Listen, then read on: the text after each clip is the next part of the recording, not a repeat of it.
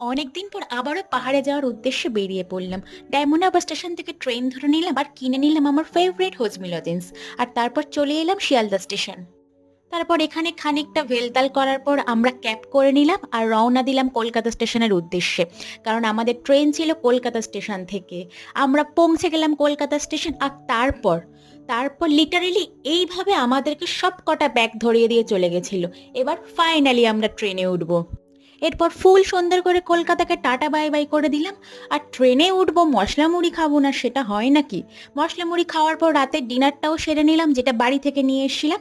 আর তারপর পরের দিন পৌঁছে গেলাম শিলিগুড়ি আর ডিরেক্ট চলে গেলাম বাইক রেন্টাল জোনে।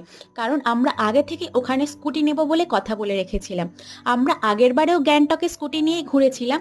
বাইক বা স্কুটি করে পাহাড়ে ট্রাভেল করে যে নেচারের ভিউটা পাওয়া যায় না, সেটা সত্যি আমরা এক কথায় প্রকাশ করতে পারবো না। তো চলুন আজকের মতো টাটা, আবার আসি নেক্সট শর্টসে।